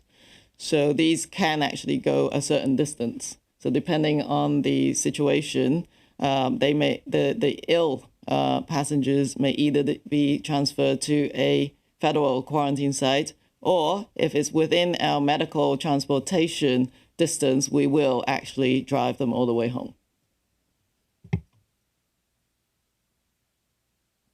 Merci. Next question on the phone, please. The next question is from Alex Ballinghall from the Toronto Star. Please go ahead. À vous la parole. Hi, thanks for taking my question. I think this one might be for the Deputy Prime Minister. Can you tell us anything more about the discussions with the Americans? There was this news report that they're contemplating putting troops at the border. Just what exactly that they're thinking about doing, and what our response is to that? Thank you for the question, Alex. And the Prime Minister did address that in his daily press event this morning. I think for details of what the Americans are considering, the people to ask are the Americans. And the United States, of course, is a sovereign country, which does, as it ought to do, make its own independent decisions about what to do within its own borders. Having said that, let me share with Canadians what Canadian politicians, ministers have been expressing very forcefully, what our diplomats, including our newly appointed Ambassador Hillman, has been saying about this proposal. And that is that Canadians and Americans are rightly proud to share the world's longest unmilitarized border. This is an important example of how our countries very effectively work together. It is also the case that Canada and the United States are very close military allies. We are partners in NORAD, defending our continent, and we are partners in NATO. We have been working very effectively together in our economic relationship. Witness the ratification, even in these difficult times, of the new NAFTA. And last week, we managed, working collaboratively together, a very good reciprocal and cooperative agreement on restricting non-essential travel on our border, across our shared border. In view of all of these connections and the importance of the relationship, Canada is strongly opposed to this U.S. proposal, and we have made that opposition very, very clear to our American counterparts, and we will continue to do so. At the end of the day, every country takes its own decisions, but ours is an important and valued partnership, and we are making very clear Canada's position. Thanks. Alex, one follow-up. Yeah, thanks for that. And just, I guess, expanding on that, I mean, we're seeing around the world travel restrictions, lockdowns, borders shut down, countries sort of scrambling for supplies. Are you worried that the pandemic will sort of prompt a turn inwards, will increase the impulse to protectionism or cause countries to turn away from international cooperation? Absolutely. And, when it comes to protectionism, I think we are already seeing that. I think we have to be thoughtful about the reaction. On one hand, every country in this time when we are facing real challenges to the health and safety of our own citizens, every country quite rightly needs to focus first and foremost on the health and safety of its own people. And that is what our government is doing. And we do that with no apology, in fact, with real conviction. Having said that, and I think Dr. Tam has been very effective at communicating this, at the end of the day, the reality of a global pandemic is that it is global. And the long-term lesson that we should be learning from all of this is how important international cooperation is. The lesson that we are being taught is that none of us in the world can be safe and healthy unless we are working hard to be sure that everyone in the world is safe and healthy. And that's why international cooperation is really important. Canada has been a country that from the inception of the rules-based international order has been a leader in that order. I think that we are going to reflect on this global pandemic as yet another lesson for all of us that we do need that international rules-based order. And that is Canada's position and will continue to be our position. The Prime Minister today participated in a call of G20 leaders, and that's an example of his leadership in the international response. Thank you. Thank you, Minister. We'll turn to the room for 3 questions, starting with Mike from Global. Thank you. Minister Rideau, the PM said millions of pieces of PPE is coming into Canada. Where's it all coming from? Well, thank you for the question, and I'll turn to Dr. Tam for some detailed level discussion about that. I know the Deputy Prime Minister has been working on the procurement file as well. Some of it is coming from China. Some of it is coming from other sources. As you know, we have domestic sources that we're trying to procure from as well. And I think to the Deputy Prime Minister's last comment, I reflect on the fact that this is a global pandemic, and one of the other things that I think this pandemic is teaching all countries is the fragility of our supply chain systems. And how when we rely on, one country or another for a particular source of goods, and that is the only country that can provide those goods or in that volume, that it puts our capacity to respond in an emergency situation somewhat at a disadvantage. And so I know that the work that Minister Baines is doing with Minister Anand and I is critically important to meet what we may anticipate as a surge. But I am extremely proud of the collaborative efforts that are happening across government and with PHAC and with provinces and territories, quite frankly, to ensure that we can procure what we need. We're making progress on that file. Is it perfect? Not yet, but certainly I think we're getting a lot further in the last week or two than we have been in a while. So this is on top of this. China sent back about 16 tons last month of equipment, right? That's what I have here. But is this on top of that, or is that number totally crazy? I'm sorry, what was the question at the beginning? Can you confirm that China is sending back more medical equipment than the 16 tons sent back last month? We'll have to get back to you on that. I'm not sure about those numbers, but unless Dr. Tam has details, but we'll get back to you on that.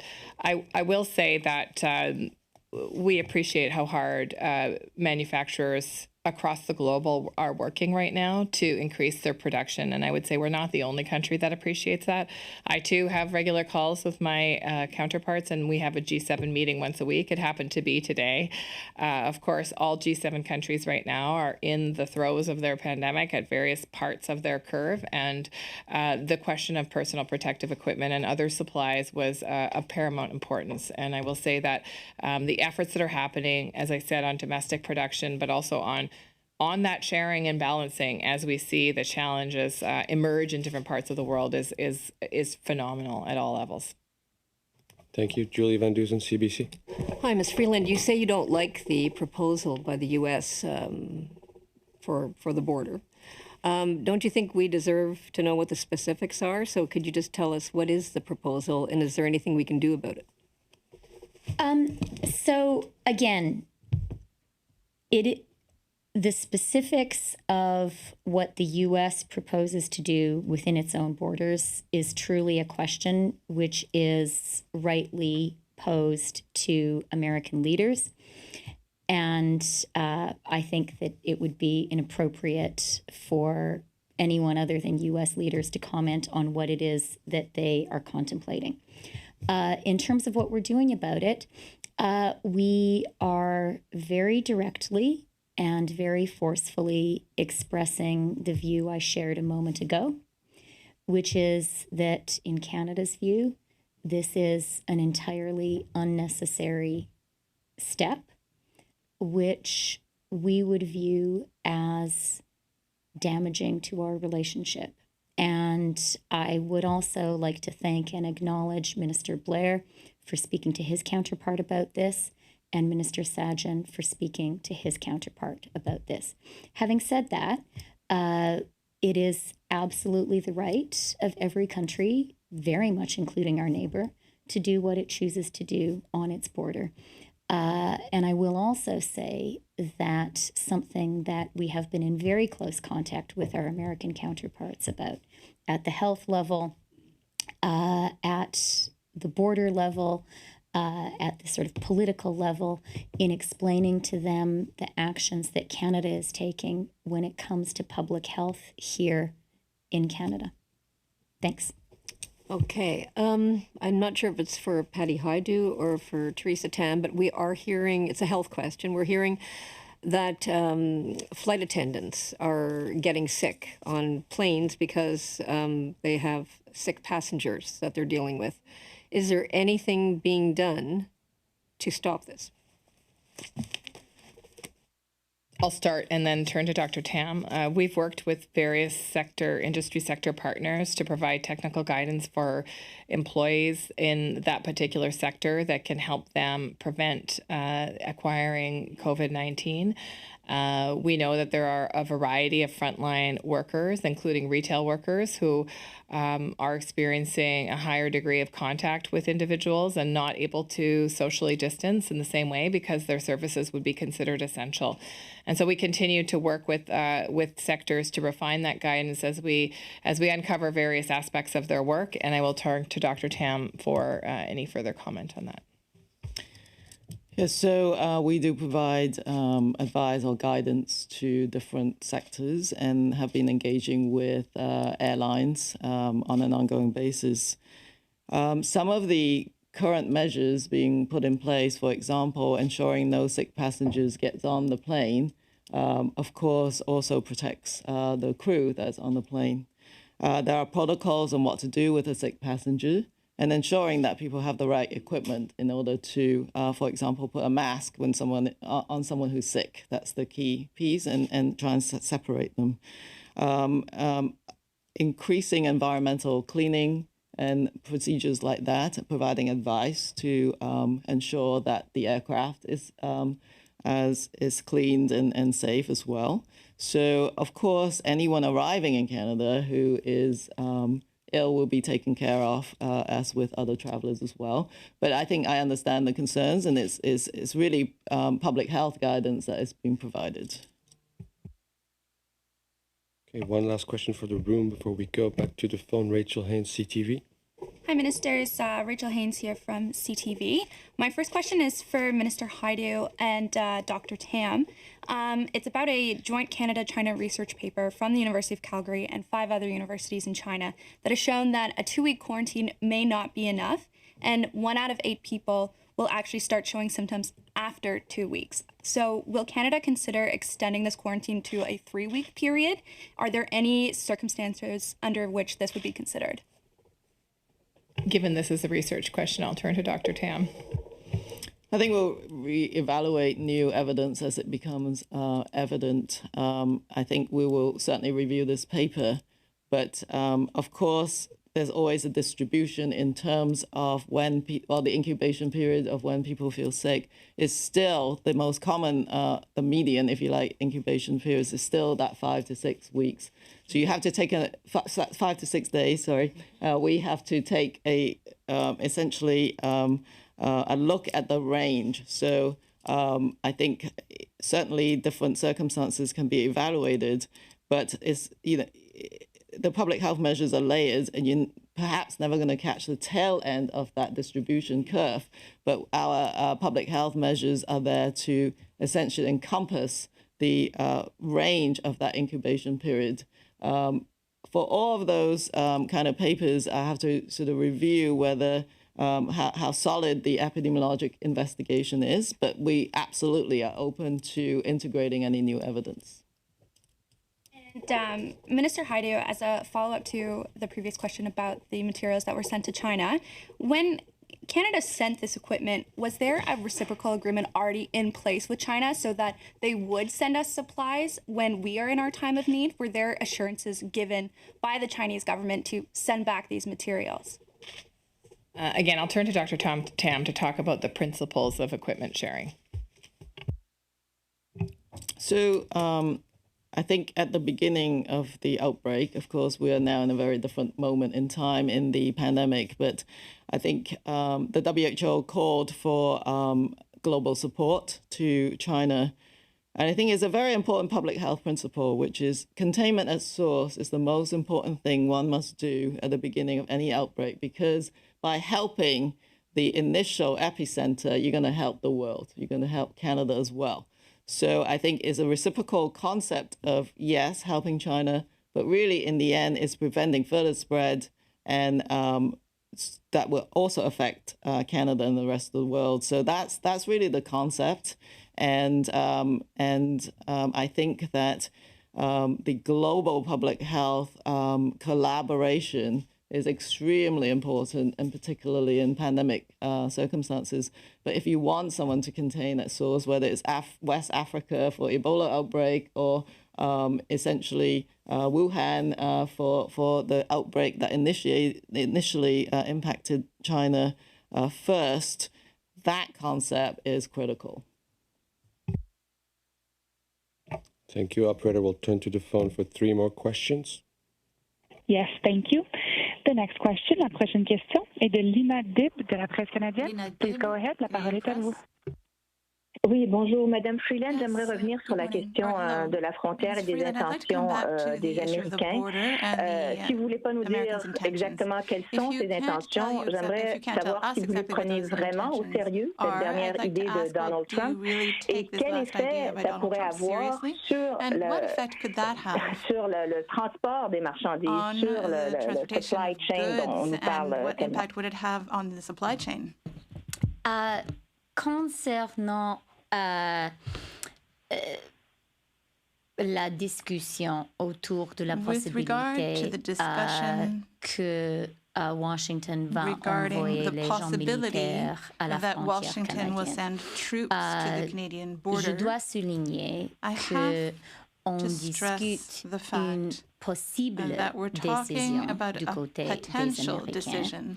Et c'est complètement inapproprié pour notre pays de parler des conversations internes à notre pays concernant une décision qui n'est pas encore prise. Ce n'est pas correct. Alors, pour savoir au niveau précis ce que les Américains sont en train de discuter entre eux à Washington, on doit vraiment parler directement aux Américains à Washington. Mais je veux être très claire parce que c'est important pour les Canadiens de savoir que la position de notre gouvernement, la position qui était déjà exprimée directement à nos voisins américains est que cette proposition, cette idée d'envoyer les militaires à notre frontière, ce n'est pas nécessaire. La situation de santé publique ne nécessite pas cette action et que du côté canadien, nous pensons que ce sera pas approprié dans les très cordiales relations entre nos deux pays, dans l'alliance militaire qui existe entre nos deux pays. Concernant les possibles effets au commerce international entre nos deux pays, je dois souligner que la décision n'est pas encore pris, annoncé, mais ce n'est pas la raison pour laquelle le Canada a pris une position si forte dans nos conversations avec les Américains. L'idée de peut-être envoyer les militaires à notre frontière, je peux vous assurer, je peux assurer les Canadiens que ce n'est pas parce qu'il y a une intention au côté américain d'empêcher le commerce international. Ce n'est pas une question de commerce.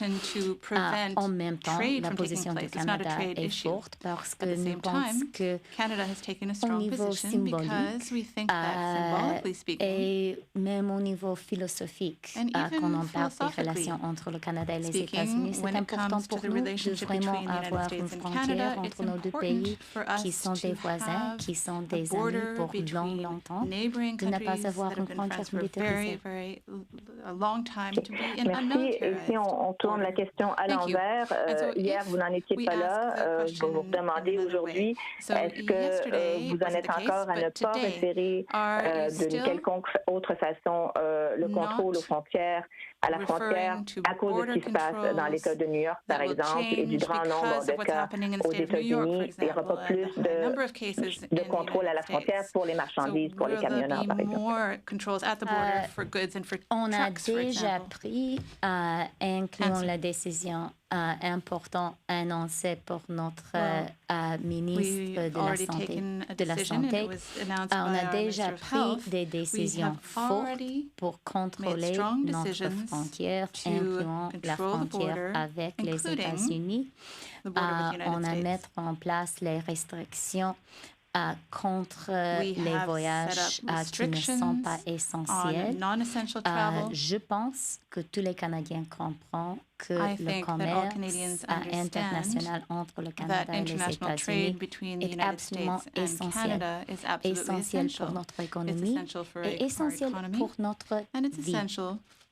Les camions qui passent par la frontière sont les camions qui nous portent les choses à manger, qui nous portent les médicaments. Alors, préserver le commerce international entre le Canada et les États-Unis est très important et on a fait ça. En même temps, on a maintenant du contrôle des restrictions. Dr. Tam, il y a quelques minutes, parlé d'un chauffeur d'un camion qui a eu des symptômes et la santé publique à prendre les mesures pour lui aider. Alors maintenant, nous avons des restrictions nécessaires, mais toujours chaque heure. On pense à la situation et on sera toujours prêt à prendre toutes les mesures nécessaires pour protéger la santé et la vie des Canadiens et Canadiennes. Très bien. Merci, Lina. Thank you. Next question on the phone, please, operator. Yes, the next question is from Paul Vieira from Wall Street Journal. Please go ahead. Good afternoon. Can you hear me? We sure can. Okay, thank you. Deputy Prime Minister, can you tell us when U.S. officials came forward to tell you about this idea regarding troops near the border, please? We first learned about the possibility a couple of days ago. A couple of days ago, okay. A few days ago. Have you spoken to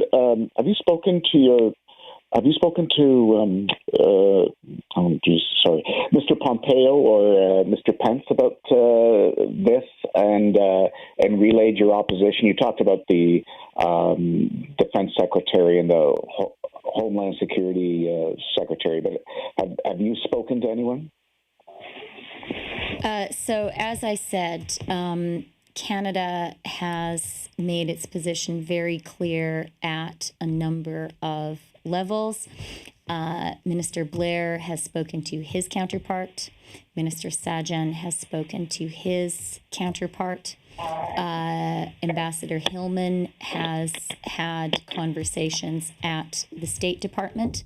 We have had conversations with the White House, and I have had conversations directly with Americans about this, with American leaders about this. I have not yet spoken to Secretary Pompeo or Vice President Pence.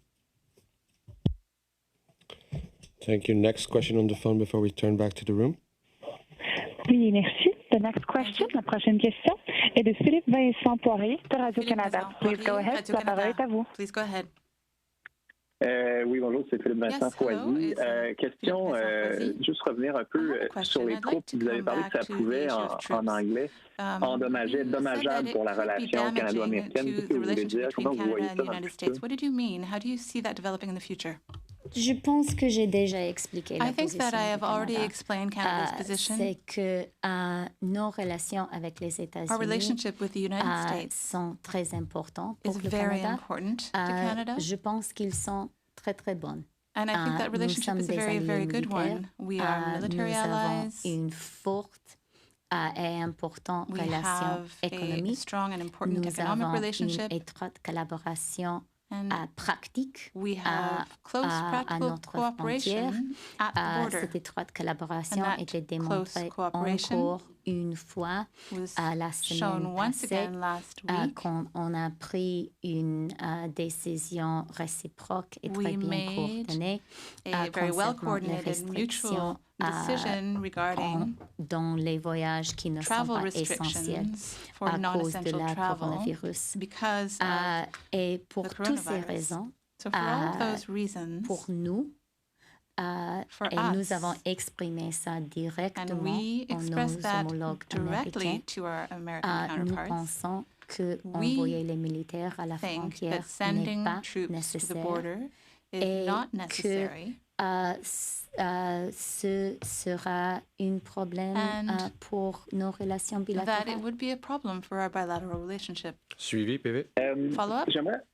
J'aimerais avoir une question de clarifier les choses là, sur ceux qui reviennent au pays qui sont en quarantaine.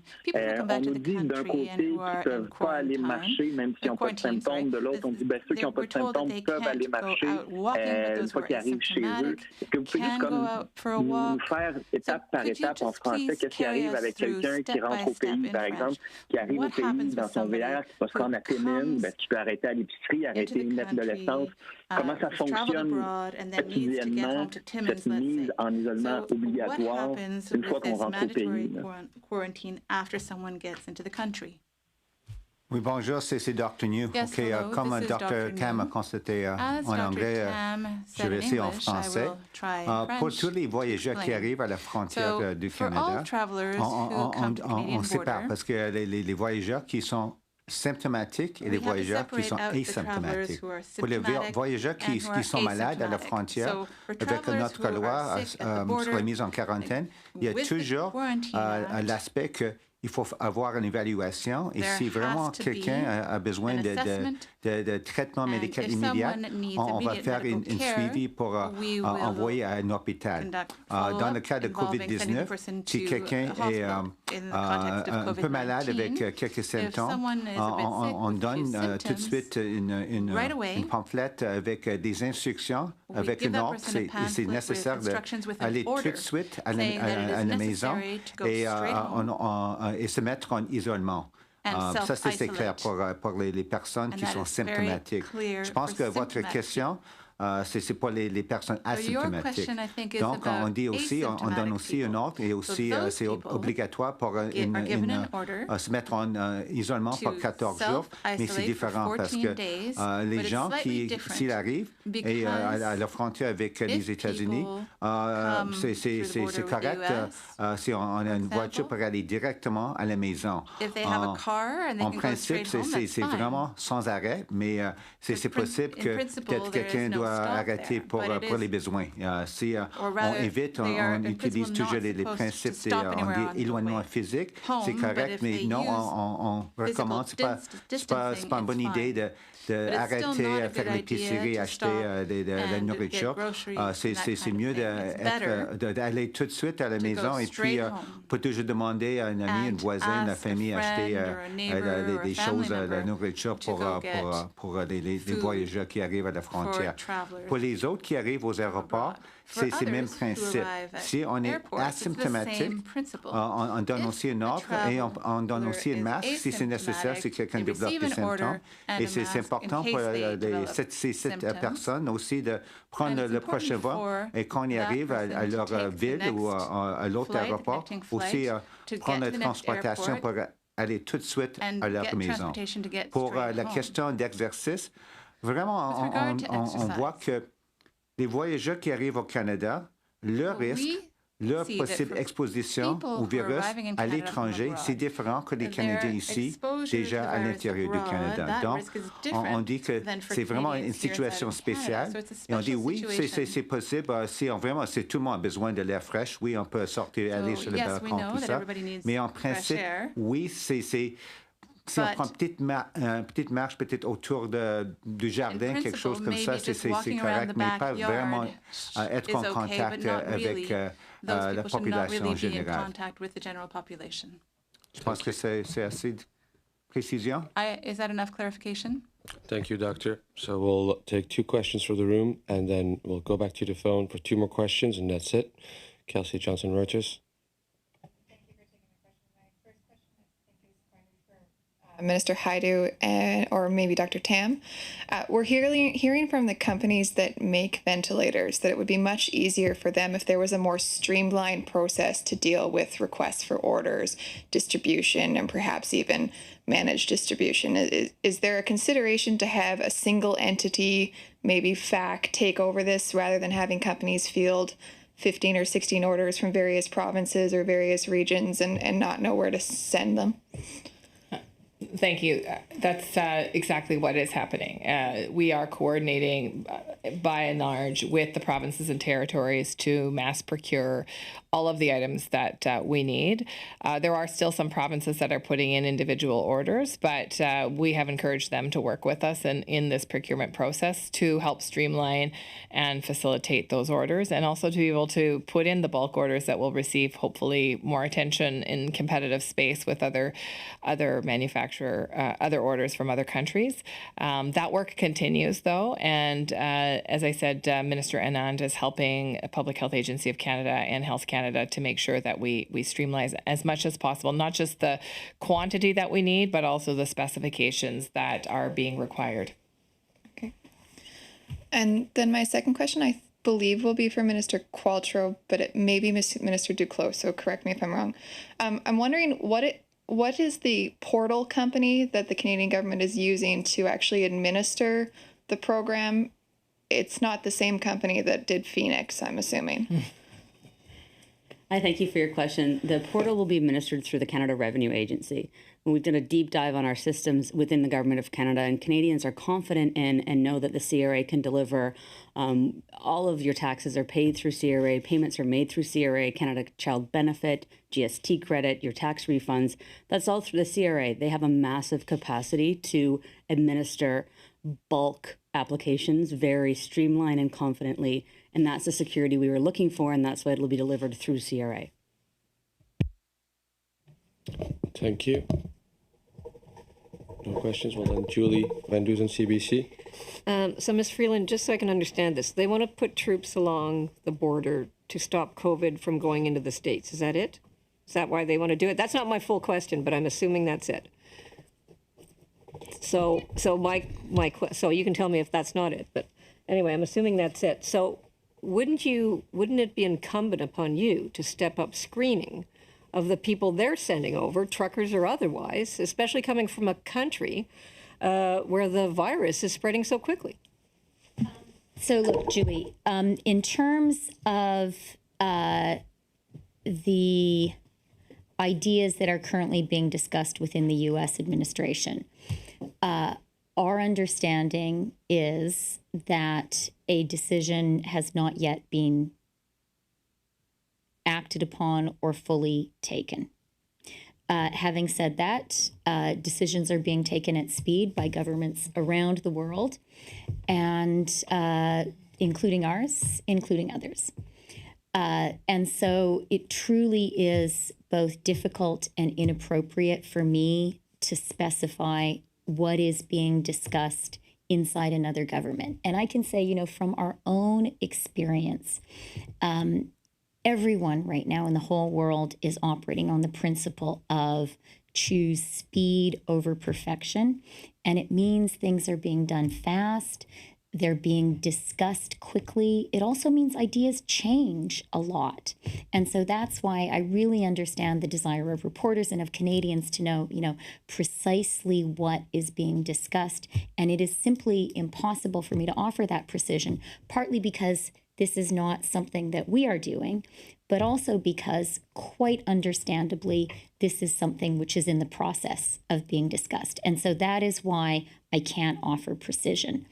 Directionally, though, as I understand it, the notion is around a need which all countries, I think, today are seeing, and including Canada, which is to have greater control at our borders at a time when there is a global pandemic.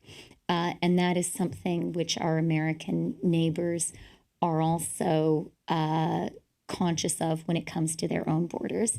And in fact, it is that shared view which was the driver of the reciprocal and coordinated decision that we took with our American neighbors about the border last week. So that's kind of as much as I can tell you around the conversations that are happening. And maybe just to elaborate a little bit more, the point that we have absolutely made is we understand the concerns about the coronavirus. We share those concerns very much. I hope everyone listened to Dr. Tam when she said to all of us, take this seriously. Look at what has happened in Italy. I certainly sat up a little bit straighter when she said that. This is a serious thing. We all need to take serious action, and we are. So we understand the seriousness of the issue. We understand the concern of our American neighbors and friends. What we have said is we really do not believe at all that there would be a public health justification for you to take this action. Of course, it's up to you to decide for yourselves. And we've said we really don't think this is the right way to treat a trusted friend and a military ally. So that's been Canada's position. In terms of our position with regards to our own border, we have taken action, and it is entirely appropriate to have more restrictions at all of our borders. very much including our border with the United States. And we have taken measures that Minister Rideau and Dr. Tam have been talking about today and yesterday to have mandatory quarantine for everyone entering Canada, including from the United States. Those are appropriate measures at this time. Those are serious and stringent measures, and we are constantly reviewing the situation to see if further action needs to be taken. We do when it comes to things like truckers crossing the border, and I do really, first of all, I want to thank them for doing that essential work, and I want to underscore to Canadians that all of us every single day depend on that cross-border commerce continuing. We depend on that cross-border commerce for our shop shelves being stocked. We depend on it for crucial medical supplies and equipment. And just as within our own country, we are taking particular steps when it comes to essential workers, the same approach does and must apply at the border. Thanks. Yeah, thank you. 2 more questions on the phone, please. Yes, thank you. The next question, la prochaine question, est de Michel Lamarche de TVA Nouvelle. Please go ahead. La parole est à vous. Oui, bonjour. La question est pour M. Duclos. Monsieur Duclos, j'aimerais vous entendre sur cette idée que le premier ministre a abordée ce matin de demander aux banques de réduire les taux d'intérêt des cartes de crédit parce qu'on sait qu'on avait déjà un gros problème d'endettement des ménages au Canada. Pouvez-vous nous dire à quoi ressemble ce plan-là sur lequel vous travaillez avec les banques? Quelle est votre proposition aux banques?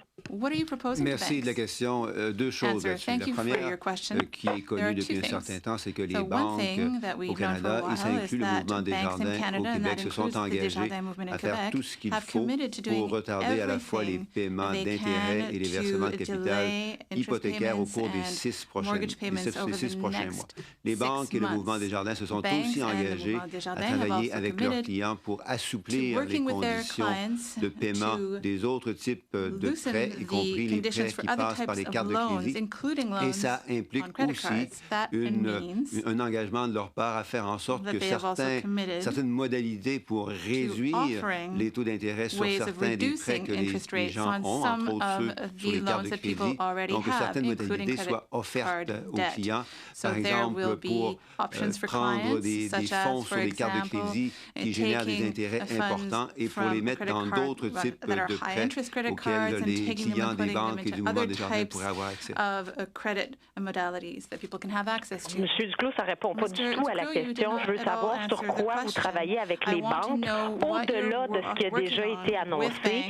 Quand on parle d'un taux d'intérêt qui serait, disons, plus raisonnable pour les gens qui subissent énormément de pression financière, est-ce que vous avez une idée en tête? Est-ce qu'il y a un plan précis? Parce que là, on dirait qu'il n'y a rien là, comme proposition.